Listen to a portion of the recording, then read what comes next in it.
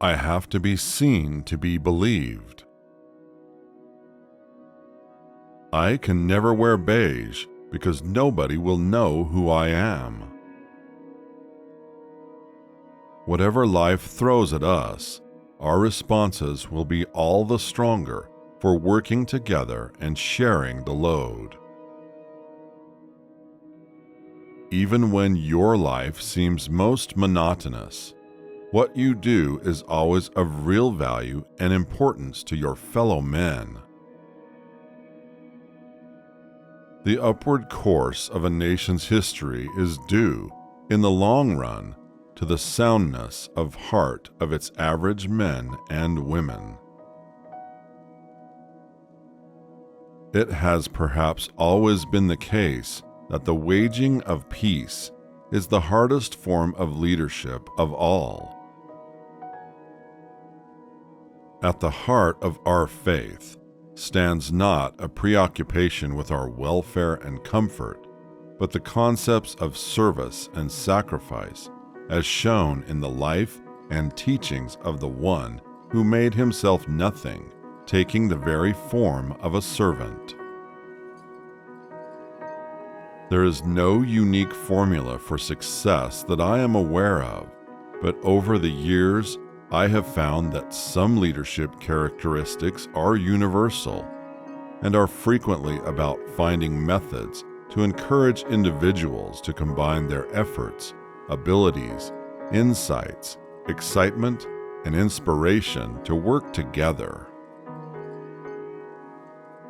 Such a blend of traditions serves to make us stronger, individually and collectively, by providing the ingredients needed for social, political, and economic resilience. We know the reward is peace on earth, goodwill toward men, but we cannot win it without determination and concerted effort. No age group has a monopoly of wisdom, and indeed, I think the young can sometimes be wiser than us.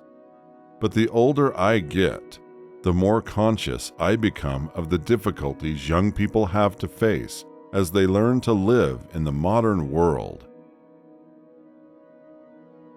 The path, of course, is not always smooth, and may at times this year have felt quite bumpy, but small steps can make a world of difference.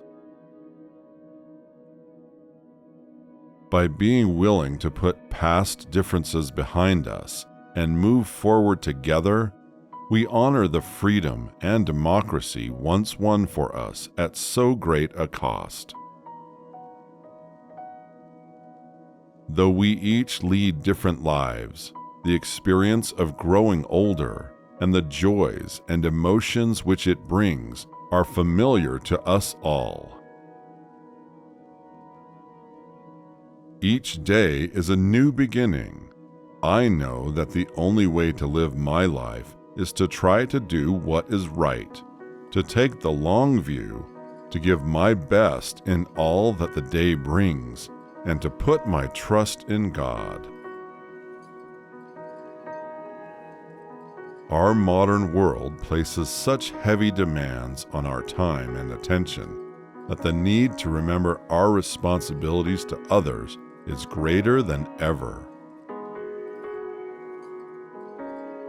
Perhaps we make too much of the wrong and not enough of the right. The problem with gloom is that it feeds on itself, and sadness feeds on itself. We may hold different points of view, but it is in times of stress and difficulty that we most need to remember that we have much more in common than there is dividing us.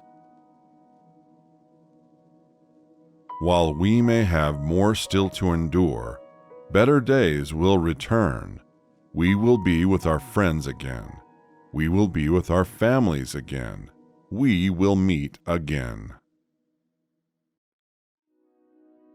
It's worth remembering that it is often the small steps, not the giant leaps, that bring about the most lasting change. Religion and culture are much in the news these days, usually as sources of difference and conflict, rather than bringing people together. But the irony is that every religion has something to say about tolerance and respecting others. Often, a child's helplessness and vulnerability bring out the best in us.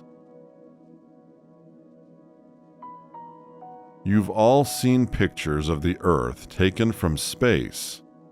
Unlike all the other planets in the solar system, Earth shimmers green and blue in the sunlight and looks like a very pleasant place to live. The wartime generation, my generation, is resilient. I cannot lead you into battle. I do not give you laws or administer justice, but I can do something else.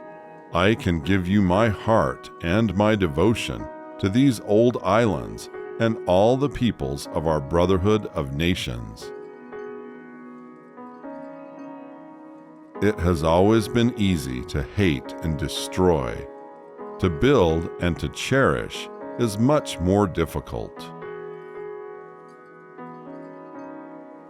When peace comes, remember that it will be up to us, the children of today, to make the world a better and happier place for the children of tomorrow. Sport has a wonderful way of bringing together people and nations.